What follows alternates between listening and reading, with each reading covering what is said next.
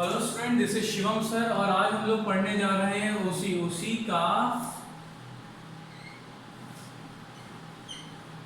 ओसी। सबसे पहले हम लोग ये समझ लेते हैं कि ओसी हम लोग के लिए इम्पोर्टेंट है या नहीं है। ऑब्वियसली इम्पोर्टेंट है। मैनेजमेंट स्टडीज़ के लिए ओसी एकदम जड़ है। आज के समय में जो तुम 12th में 11th में ओसी पढ़ रहे हो वो जड़ है मैनेजमेंट स्टडीज़ का।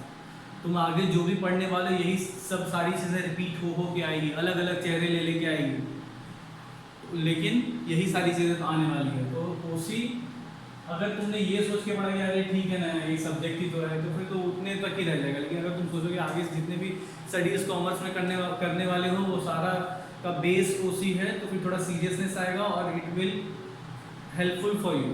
तो फिर इसके बाद ओसी में हम लोग कौन सा चैप्टर पढ़ने वाले हैं आज? Social responsibility. सोशल रिस्पॉन्सिबिलिटी किसका? बिजनेस का, बिजनेस ऑफ बिजनेस और या फिर ऑफ फॉर्म बिजनेस। सर मैं एक बिजनेसमैन हूँ, तो मेरा कोई रिस्पॉन्सिबिलिटी बनता है कि नहीं सोसाइटी के लिए? ऑब्वियसली बनता है। क्या बनता है रिस्पॉन्सिबिलिटी? मैं अगर एक बिजनेसमैन हूँ तो मेरा रिस्पॉन्सिबिलिटी क्या है? मैं सर्विस प्रोवाइड कर रहा हूँ, अगर मैं प्रोडक्ट प्रोड्यूस कर रहा हूँ तो मैं प्रोडक्ट प्रोड्यूस कर रहा हूँ, बेच रहा हूँ, पैसा कमा रहा हूँ, ऐश कर रहा हूँ, या सर्विस प्रोवाइड कर रहा हूँ, पैसा कमा रहा हूँ, ऐश कर रहा हूँ। यही एक बिजनेसमैन को होना चाहिए, यही बिजनेसमैन का काम होना चाहिए। नहीं सर, सो ये पैसा कहाँ से रहा है इंसान? सोसाइटी से कमा रहा है। ऑब्वियसली सर, ये सोसाइटी से कमा रहा है इतना पैसा, पैसे वो कमा रहे हैं सर, बंगलों पे बंगलों खरीद रहे हैं सर, यहाँ बंगला वहाँ बंगला, ऐश कर रहे हैं सर, हर जगह सारी चीज़ें कर रहे हैं। लेकिन सोसाइटी को क्या देना है आप? तो मेरा बोलता अरे तो मैं सर्विस प्रोवाइड कर रहा हूँ ना, सर्विस प्रोवाइड कर रहा हूँ तो मैं उसका रिटर्न में पैसे ले रहा हूँ। अगर मैं ये कर रहा हूँ और कोई और पर्सन भी यही कर रहा है लेकिन थोड़ा सोसाइटी के लिए कुछ अच्छा काम भी कर रहा है, तो सोसाइटी मेरे पास आएगी या उसके पास आएगी? ऑब्वियसली सर, सर्विस जहाँ अच्छा मिलेगा पहले तो वहाँ, और दूसरा सर हम्बल नेचर जिसका रहेगा तो सर वहाँ। एग्जैक्टली, हम्बल नेचर मतलब सर सोसाइटी के लिए वो कुछ कर रहा है। तो सोसाइटी में कौन कौन से ग्रुप्स आते हैं सर? बहुत सारे लोग आते हैं। पहले तो हम सोसाइटी, जो भी सोसाइटी में रहते हैं, एक बिजनेस में सोसाइटी में रहता है तो वो अपने बदौलत, मैं खुद अगर चाहूँ तो कल को कुछ प्रोड्यूस करना चाहूँ खुद नहीं कर सकता हूँ। जब तक मुझे कंज्यूमर ऑर्डर नहीं देगा तब तक मैं प्रोडक्शन नहीं कर सकता हूँ। पहली बात तो consumer is the main part of the society for the businessman. Second, sir employ नहीं है मेरे पास, आप क्या कर लोगे? एम्प्लॉय नहीं है तो क्या कर लोगे आप? तो एम्प्लॉय करना सबसे इंपॉर्टेंट है सर। स्ट्रैटेजिकली अगर देखेंगे तो सिस्टम सर, सबसे पहले सर हमारे पास कंज्यूमर रहना चाहिए, दूसरा एम्प्लॉयज़ रहने चाहिए सर, तीसरा क्या सर? तीसरा गवर्नमेंट रहने चाहिए। मैं गवर्नमेंट से कैसे कमा रहा हूँ? गवर्नमेंट अगर रोड बनाएगा ही नहीं, इंफ्रास्ट्रक्चर देगा ही नहीं मुझे अच्छा, तो सामान यहाँ से लोड होकर वहाँ कैसे जाएगा? फिर मैं खुद अगर कहीं और जाके सर्विस प्रोवाइड करने वाला हूँ या कोई मेरी इधर सर्विस लेने आ रहा है तो उसके लिए इंफ्रास्ट्रक्चर अच्छा डेवलप रहना चाहिए ना। हम मुंबई में क्यों रहते हैं? क्योंकि हमें यहाँ पे इंफ्रास्ट्रक्चर अच्छा डेवलप्ड मिल रहा है, और अगर बाहर गांव के एरिया में हमको इंफ्रास्ट्रक्चर नहीं मिलता है डेवलप, तो गवर्नमेंट वैसा इंफ्रास्ट्रक्चर प्रोवाइड कर रही है तो उसको हमको टैक्स देना पड़ता है। तो government is one of the part of service provider या फिर कोई भी बिजनेसमैन के लाइफ का, क्योंकि बिजनेसमैन कमाता इन लोगों की वजह से ही है। एम्प्लॉय सबसे पहले इंपॉर्टेंट बात सर, कंज्यूमर, उसके अलावा सर कंज्यूमर के अलावा एम्प्लॉयज़, उसके अलावा सर आपके जो भी ये हैं गवर्नमेंट है, और ऐसे बहुत सारे पार्ट्स होते हैं सोसाइटी के जो लोग की वजह से एक बिजनेसमैन खड़ा हो ही नहीं सकता है सर। तो वो लोग कैसे हेल्प करते हैं बिजनेस को आगे लेके जाने में, और उनके प्रति हमारा रिस्पॉन्सिबिलिटी कुछ बनता है कि नहीं, वो हम लोग इस लेसन में पढ़ने वाले हैं। ये service social responsibility of businessman, business form, या इसके बारे में हम लोग देखने वाले हैं। तो पहला जो क्वेश्चन बनता है तुम लोगों का, ये तो हम लोगों ने देखा कि सर रिस्पॉन्सिबिलिटी क्या है, किन किन लोगों के प्रति होना चाहिए रिस्पॉन्सिबिलिटी, क्योंकि एनवायरनमेंट के प्रति मेरी रिस्पॉन्सिबिलिटी होनी चाहिए। मैं जो भी रिसोर्स है अगर मैं कुछ प्रोड्यूस कर रहा हूँ तो मैं क्या कर रहा हूँ सर? सोसाइटी से वो सारी चीज़ों का रिसोर्स यूज़ कर रहा हूँ सर।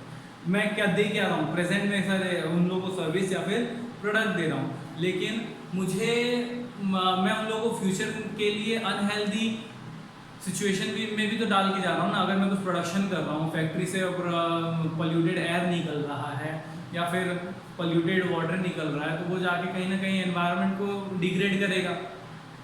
एग्जैक्टली तो जब सोसाइटी के लेवल पे आता है तो हम प्रेजेंट में तो सोसाइटी को हार्म करते ही हैं, फ्यूचर में भी सोसाइटी को हार्म करते हैं। तो इसीलिए हम लोगों को, जो भी हम बिजनेसमैन होते हैं, उन लोगों को सोसाइटी के प्रति, सोसाइटी के लिए कुछ एक्स्ट्रा एफर्ट डाल के कुछ एक्स्ट्रा चीज़ें करनी चाहिए। सारा प्रॉफिट लपेटा और अपने घर पे लेके गया, ये करने से बिजनेस फॉर्म लॉन्ग टर्म नहीं टिकता है। क्योंकि आज के टाइम में तुमने सुना होगा टाटा के बारे में। टाटा का आज इतना फेमस क्यों है सर? क्योंकि वो अपना जो भी इनकम होता है, सारे टैक्स पे करने के बाद, सारे एक्सपेंडिचर देने के बाद, जो लास्ट में उसको इनकम बचता है, जिसका प्रॉफिट बचता है, उसका 66% वो क्या डोनेट कर देता है। वो उसने बहुत सारी चैरिटी खोल के रखा है, ऑर्फेनेज खोल के रखा है, बहुत सारी चीज़ें करके रखा है, तो इंस्टीट्यूशंस खोल के रखा है, तो वो उसमें डोनेट करता है। 66% डोनेट करता है, सिर्फ अप्रॉक्सीमेटली 33.33% वो अपने पास रखता है। तुम सोचो ना उसमें, और ये चीज़ सबको पता है। तो उसका प्रोडक्ट सिर्फ क्वालिटी की वजह से नहीं बिकता है, उसका प्रोडक्ट उसके मार्केट रिलेशन की वजह से बिकता है, उसका ब्रांड लॉयल्टी की वजह से बिकता है। वो सोसाइटी के लिए बहुत सारे काम करता है बिकॉज ऑफ दैट ऑल्सो। तो आज हम लोग लेसन जो क्वेश्चन पढ़ने वाले हैं, फटाफट इसको कंप्लीट करेंगे। फर्स्ट क्वेश्चन है और कुछ टेक्निक्स के साथ, क्योंकि मुझे कुछ स्टूडेंट्स ने बोला है कि सर हम लोग को कुछ ऐसा टेक्निक दीजिए, उसी याद नहीं हो रहा है सर। तो इस लेसन में मैं बहुत सारे कुछ ऐसे टेक्निक्स दूंगा, सिर्फ फटाफट लेसन याद हो जाएगा। तो टेक्निक देंगे, उससे पहले हम लोग देखते हैं आज क्वेश्चन क्या, क्वेश्चन कौन सा पढ़ने वाले हैं। पहला क्वेश्चन क्या है? नीड्स, शायद एक सेकंड, हाँ क्या है? Needs for social responsibility. Needs for social responsibility. Needs for, क्या जरूरत है सोशल रिस्पॉन्सिबिलिटी की? कुछ जरूरत है क्या सर? मैं ऑब्वियसली वीडियो बना रहा हूँ तो कुछ चीज़ें स्पीड में बताऊंगा, तो ध्यान देना। Needs for social responsibility. हम लोग क्या थे? बंदर थे। हम लोग अभी भी बंदर ही है ना। तो हम लोग कहाँ से आए हैं? ट्री से आए हैं। कहाँ से आए हैं? ट्री से आए हैं। ट्री से कहाँ पे आ गए सीधे हम लोग? क्लास में आ गए। ट्री से क्लास में आ गए मैनेजमेंट सीखने के लिए। मैंने बताया कि उसी सबसे इम्पोर्टेंट है आपके आगे के मैनेजमेंट स्टडीज के लिए। तो हम सीधे झाड़ से आए, बंदर है, हम क्लास में आ गए मैनेजमेंट सीखने के लिए। तो ये वाले जो शॉर्ट फॉर्म्स है ये याद रखो, फटाफट सारी चीज़ें तुमको याद हो जाएगी। क्या है सर? हमारा क्या मैंने बताया? Need for social responsibility. जरूरत क्या है सर? ट्रस्टीशिप। मैं पहले सारे पॉइंट्स लिख देता हूँ शॉर्ट फॉर्म के हिसाब से। Trusteeship first point. सेकंड है reputation. Reputation R for. Third है expectation, E for expectation. Fourth है ई फॉर एनवायरनमेंट। मैं आपको बताऊंगा इसमें आंसर्स कैसे लिखेंगे, वो भी बताऊंगा, ध्यान देना। तो फिफ्थ है E for trade union. O for optimum use of resources।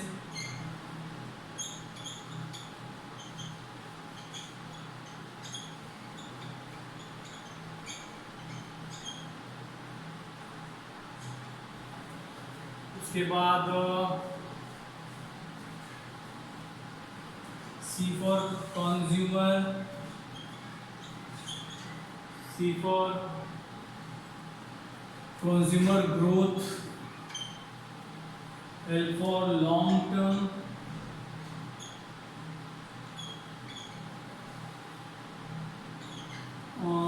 long term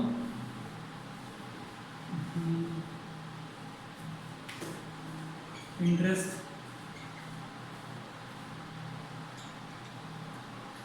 CLS, S for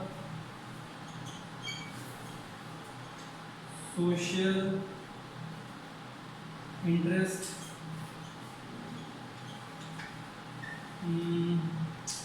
M for mass media। G for globalization।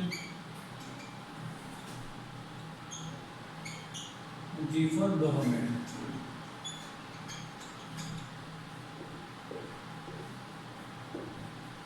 ये मेरे सारे हेड पॉइंट्स हो गए। मुझे इतने सारे हेड पॉइंट्स लिखने रहते क्या एग्जाम्स में? मुझे 8 मार्क्स का क्वेश्चन आता है, सॉरी 5 मार्क और 10 मार्क का इकोनॉमिक्स में आता है। इसमें हम लोग को 5 और 10 मार्क का क्वेश्चन आता है, तो 5 मार्क्स के क्वेश्चन के लिए हम लोग को 6 से 7 पॉइंट लिखने रहते हैं। 10 मार्क के क्वेश्चन में 8 पॉइंट अप्रॉक्सीमेटली 8 से 10 पॉइंट लिखने रहते हैं।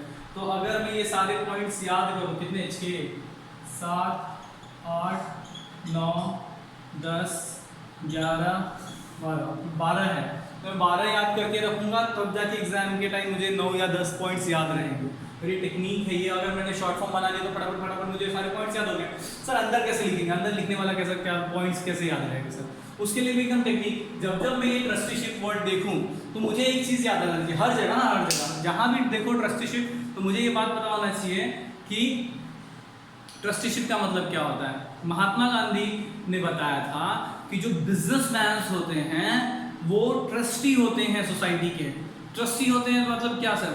मतलब सर सोसाइटी को कल को कोई भी प्रॉब्लम होता है तो उसको बेयर करने का काम बिजनेसमैन का होता है। He didn't said that businessman, उन्होंने कहा कि बिजनेसमैन ही नहीं, जितने भी पूंजीवादी हैं, पैसे वाले हैं, वो सारे के सारे कौन हैं? ट्रस्टी होते हैं। किसके? सोसाइटी के। तो कौन कहा था? महात्मा गांधी। महात्मा गांधी क्या बताए थे? बिजनेसमैन ट्रस्टी होते हैं। बिजनेसमैन या फिर कोई भी पैसे वाले लोग ट्रस्टी होते हैं सोसाइटी के। कल को सोसाइटी को कुछ भी प्रॉब्लम हो तो उनको आगे बढ़ के सोसाइटी के लिए काम करना चाहिए। ये किसने कहा था सर? सोशियो। सोशियो मतलब सोसाइटी के लिए, इकोनॉमिक मतलब पैसे से रिलेटेड। तो socio economic, socio economic philosophy उनका, फिलॉसफी है। तो क्या सर ये 3 पॉइंट बन गया, ये 3 पॉइंट 3 सेंटेंस बन गया, मेरा 1 पॉइंट कवर हो गया। ऐसे एग्जाम में भी करना है। रेपुटेशन, जब मैं रेपुटेशन की बात करूं तो मुझे क्या दिमाग में आना चाहिए? एक बिजनेस का रेपुटेशन क्या होगा? उसका ब्रांड बिल्डिंग, उसका ब्रांड जितना अच्छा रहेगा उतना अच्छा उसका सामान बिकेगा। तो सबसे पहले रेपुटेशन के लिए इंसान को क्या करना चाहिए? किसी भी बिजनेसमैन को अपने ब्रांड को अपर लेवल में लेके जाना चाहिए। उसके अलावा फिर उसका ब्रांड बिल्डिंग होगा तो क्या होगा? रेपुटेशन बढ़ेगा। सेंटेंसेस बन रहे हैं, एक वर्ड के ऊपर सेंटेंसेस है, ठीक है। रेपुटेशन बढ़ेगा तो सेल्स बढ़ेगा, सेल्स बढ़ेगा तो प्रॉफिट बढ़ेगा। और ये सारी चीजें, अगर ये सारे प्रॉफिट बढ़ रहा है तो लोग अट्रैक्ट करेंगे सर। अट्रैक्ट आप हाई लेवल के अट्रैक्ट करेंगे। और किसको अट्रैक्ट करेंगे सर? हाई लेवल के। अट्रैक्ट हायर लेवल के टैलेंट को हम लोग अट्रैक्ट करेंगे। हायर लेवल टैलेंट कैसे सर? अगर मेरे कंपनी में ज़्यादा प्रॉफिट हो रहा है तो मैं बेस्ट क्वालिटी के वर्कर्स रखूंगा ना। तो बेस्ट क्वालिटी के वर्कर्स रखूंगा तो बेस्ट क्वालिटी मतलब हाई लेवल के टैलेंट को रखूंगा। हाई लेवल के टैलेंट को रखूंगा तो वो लोग क्या करेंगे? ये सारी चीज, जहां जिस कंपनी का सेल्स अच्छा हो, जिस कंपनी का प्रॉफिट अच्छा हो, जिस कंपनी का अट्रैक्ट करेगा हाई लेवल के टैलेंट को, रेपुटेशन अच्छा हो, ये सारी चीज अच्छी हो तो वो क्या करता है सर? सस्टेन करता है, लॉन्ग टर्म सस्टेन करता है। सस्टेन मतलब टिकना, लॉन्ग टर्म सस्टेनेबिलिटी, सस्टेनेबल,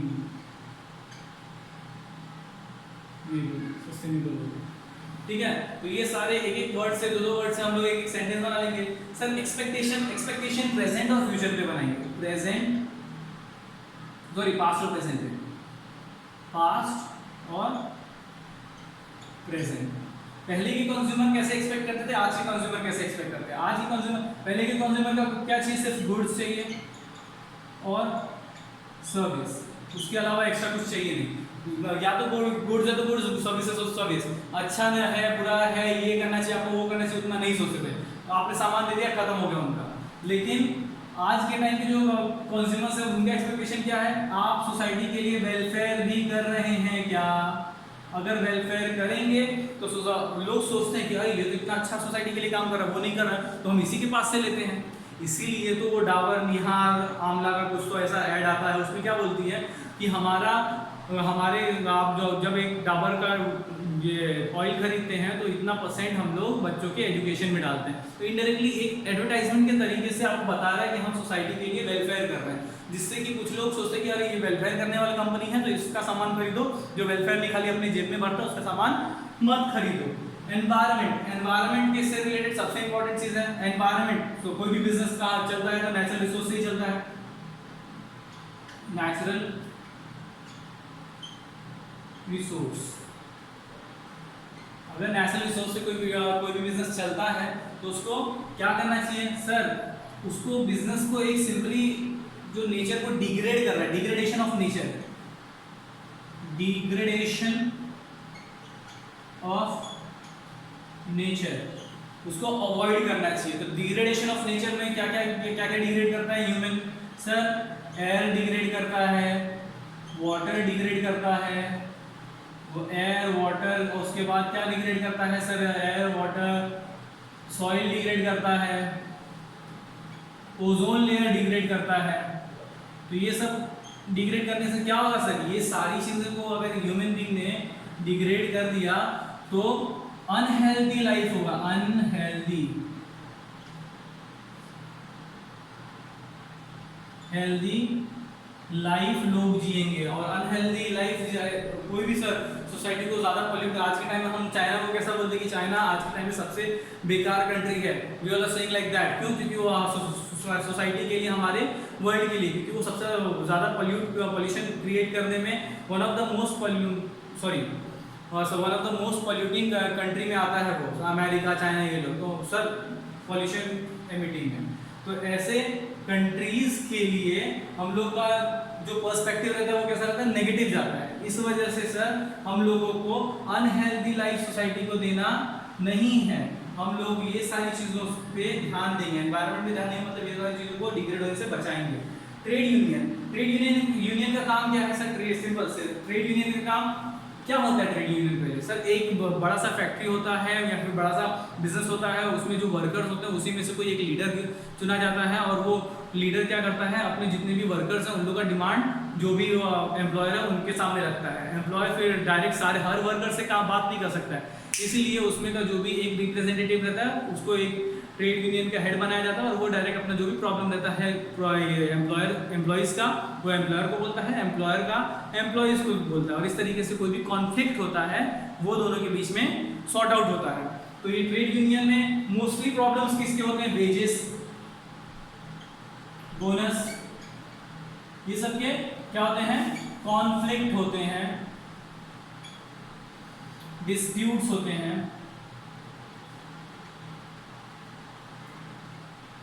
और ये ट्रेड यूनियन के जो मैनेजर रहते हैं उसको सॉर्ट आउट करने की कोशिश करते हैं। लेकिन अगर हम इनका ध्यान नहीं रखेंगे तो ये हमारे अपोज चले जाएंगे। इसीलिए ये सोशल रिस्पॉन्सिबिलिटी, नीड, ज़रूरत, मैंने पढ़ा ज़रूरत, नीड्स और सोशल रिस्पॉन्सिबिलिटी, कि इनकी लोगों के लिए हम लोगों को सोशल रिस्पॉन्सिबिलिटी हम लोग को बेयर करना पड़ेगा।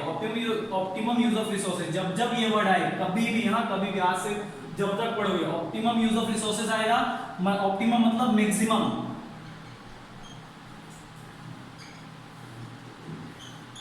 Maximum use of resources. मेरे पास जो भी रिसोर्स है मैं मैक्सिमम कैसे उसको यूज कर लेता हूँ। मैक्सिमम यूज करूंगा तो क्या होगा, कोई भी चीज मैं उसको मैक्सिमम ज्यादा से ज्यादा अच्छे से यूज करूंगा तो क्या होगा सर, उससे लो वेस्टेज होगा। याद रखना ये सब हर जगह यही लिखना है, लो वेस्टेज, फर्स्ट पॉइंट। लो वेस्टेज होगा तो क्या होगा सर, लो वेस्ट होगा तो एफिशिएंसी बढ़ेगी, हायर एफिशिएंसी।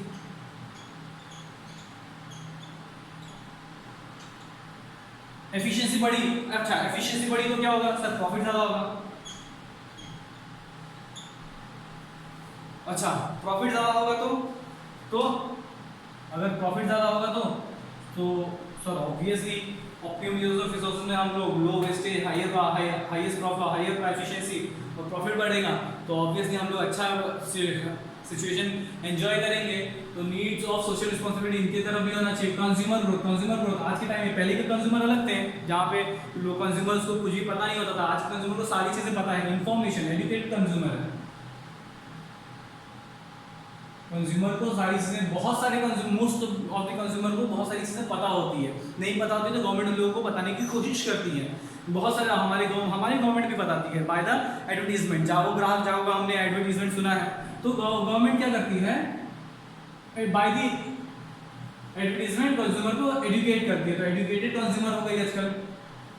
और कैसे कंज्यूमर है सर, और कैसे उनको एजुकेशन मिलता है? मास मीडिया के थ्रू। मास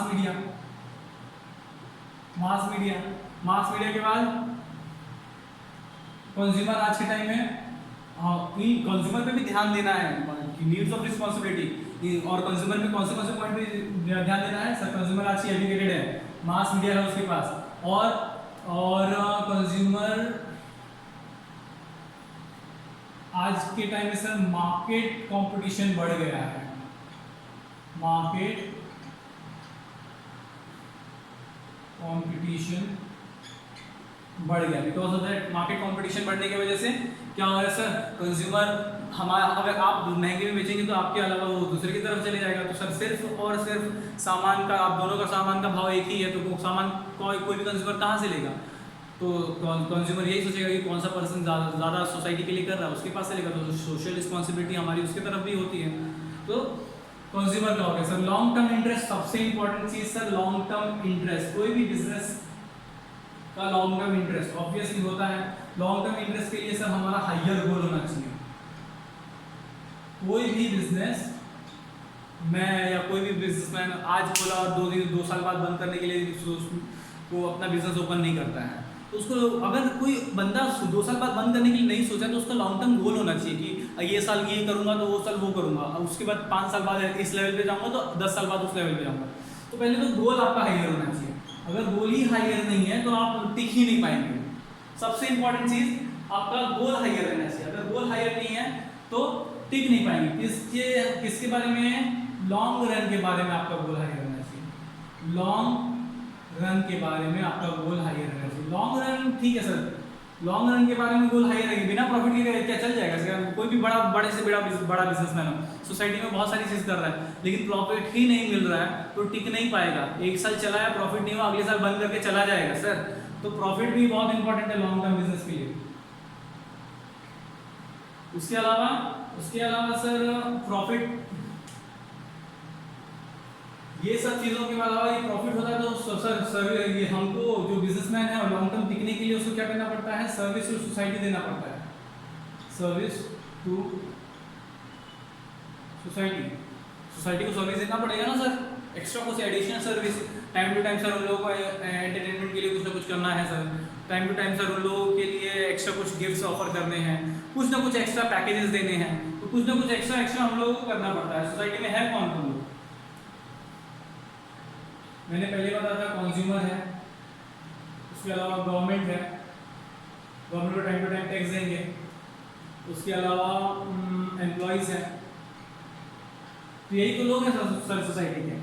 ये लोग के लिए हम लोग को वो कंटिन्यूस बेसिस पे कुछ ना कुछ अच्छा करते रहना चाहिए जिससे हमारा बिजनेस लॉन्ग रन के लिए रेडी रहे। सोशल इंटरेस्ट हमारा रहना चाहिए ऑब्वियसली सर। सोशल इंटरेस्ट होना चाहिए।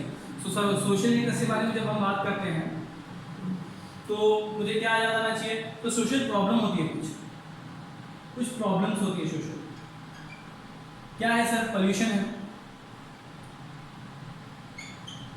है, डिस्क्रिमिनेशन है,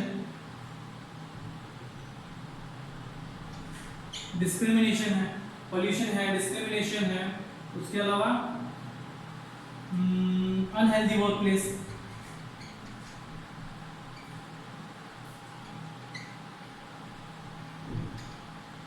ये सब मैं आपके बुक का बता रहा हूँ। बताने के लिए बहुत कुछ है, बहुत सारे पॉइंट्स हैं, लेकिन जो आपके बुक्स में है, जो आपके बुक्स के हिसाब से वहाँ पे चेक होने वाले उन पॉइंट्स के ऊपर सेंटेंसेस पे आपको मार्क्स मिलेंगे। इसलिए मैं खाली सिर्फ और सिर्फ बुक का टच एंड गो कर रहा हूँ, ठीक है। और कम टाइम इसलिए बहुत सारी चीज़ें हम लोग कवर भी करना है। सोशल इंटरेस्ट के बारे में जब बात करूँगा तो मुझे क्या आना चाहिए? सोसाइटी में बहुत सारे प्रॉब्लम्स हैं। पॉल्यूशन है सबसे इंपॉर्टेंट सर। हम पॉल्यूशन क्रिएट करते हैं तो कौन? बिजनेसमैन पॉल्यूशन क्रिएट करता है, तो ऑब्वियसली सर्विस प्रोवाइड करने या प्रोडक्ट प्रोवाइड करने के लिए। उसके अलावा सर बहुत सारे डिस्क्रिमिनेशन होते हैं, बिजनेसमैन खुद भी करता है बहुत अलग अलग टाइप के डिस्क्रिमिनेशन। तो कोई भी लेवल पे, किसी भी लेवल पे एट द एम्प्लॉयर लेवल और एट द सर्विस प्रोवाइडर या फिर प्रोडक्ट प्रोवाइडर इंसान को डिस्क्रिमिनेशन नहीं करना चाहिए। अगर मैं सर्विस प्रोवाइड कर रहा हूँ तो मैं अगर एक पर्टिकुलर कम्युनिटी को एंटरटेन कर रहा हूँ अपने सर्विस से, किसी दूसरे को नहीं कर रहा हूँ, तो दिस इज अ डिस्क्रिमिनेशन। तो मुझे ये नहीं करना चाहिए। तो very first what we should understand कि सर पोल्यूशन नहीं क्रिएट करना चाहिए, डिस्क्रिमिनेशन नहीं, और सबसे important sir unhealthy work place. ये हमारे एम्प्लॉयज़ के लिए, हम एम्प्लॉयज़ को अगर अच्छा हेल्दी वर्क प्लेस देंगे तो वो हमारे लिए हमेशा क्या रहेंगे, लॉयल रहेंगे। उसके बाद मास मीडिया, ऑब्वियसली सर आज के टाइम में मास मीडिया तो हर जगह है। कम्युनिकेशन आज के टाइम में कोई भी बिजनेस जरा भी उल्टा सीधा किया मास मीडिया के थ्रू, सर मोबाइल है, टीवी है, ये सब के थ्रू, कंप्यूटर है, ये सब के थ्रू फटाफट लोगों को इस चीज़ें पता चल जाती हैं कि किसने क्या बुरा किया, किसने क्या अच्छा किया तो भी आ जाता है और बुरा किया तो भी आ जाता है। या हम लोग सुनते हैं कि इस बिजनेसमैन ने इतना चैरिटी किया, अक्षय कुमार का हमने सुना कि सर इसने इतना करोड़ रुपए पीएम केयर्स फंड में डाला। तो अगर उसने इतना करोड़ रुपए पीएम केयर्स फंड में डाला तो लोग सिर्फ और सिर्फ वो बहुत अच्छा एक्टिंग करता है ये देखने के लिए, या वो बहुत अच्छा फाइटिंग करता है ये देखने के लिए नहीं जाएगी।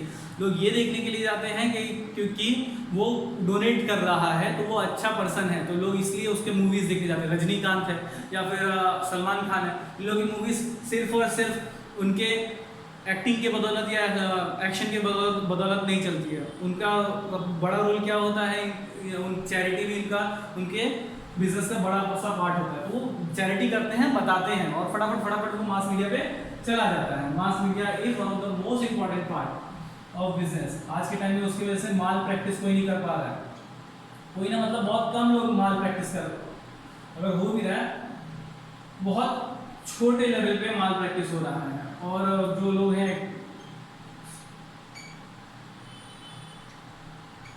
एम्प्लॉइज का या फिर कंज्यूमर का एक्सप्लॉयटेशन भी बहुत देर हो रहा है। अच्छा sir, globalization, what's mean globalization? हमने 1991 में देखा था कि हमारा एलपीजी आया था हमारे कंट्री में, लिबरलाइजेशन, प्राइवेटाइजेशन और ग्लोबलाइजेशन मतलब सर पहले के टाइम में हम लोग बहुत सारे सामान दूसरे कंट्रीज से लाते थे, तो होता क्या था, हम लोग बोलते थे कि सर ये देखिए इम्पोर्टेड टी शर्ट है।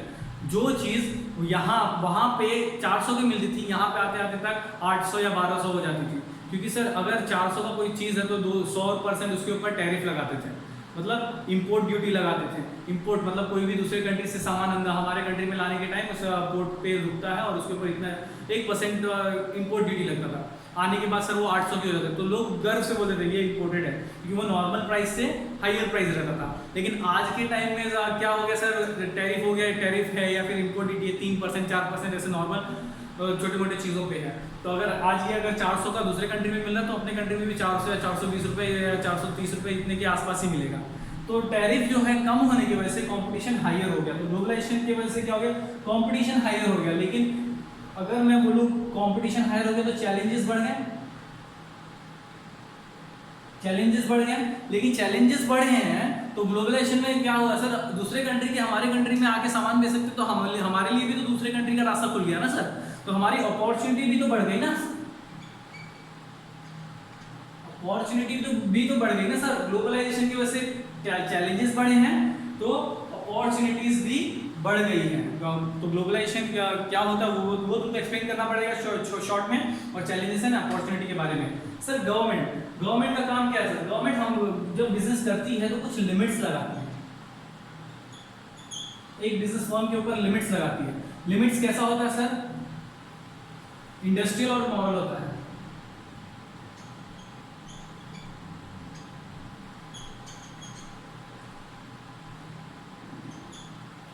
इंडस्ट्रियल और मॉरल लिमिट्स होता है। तो हमको जो भी रिस्पॉन्सिबिलिटीज है as a businessman, as per the government guidelines ही पूरा करना होता है। तो वो लिमिट्स को हमको बाकायदा फॉलो करना रहता है, तब गवर्नमेंट हमारी बात समझेगी, जानेगी। नहीं तो अगर हम उन लिमिट को नहीं फॉलो करेंगे तो हमारा बिजनेस शट डाउन कर देगी कौन, गवर्नमेंट आके। इस वजह से ये सारी चीज़ें भी हमको फॉलो करनी पड़ती है। सो यहाँ पे हमारा ये जो क्वेश्चन था needs for the social responsibility का ये आंसर खत्म हो गया। बहुत आसान है, कितने पॉइंट से 1 2 3 4 5 6 7 8 9 10 11 पॉइंट से फटाफट याद हो गया।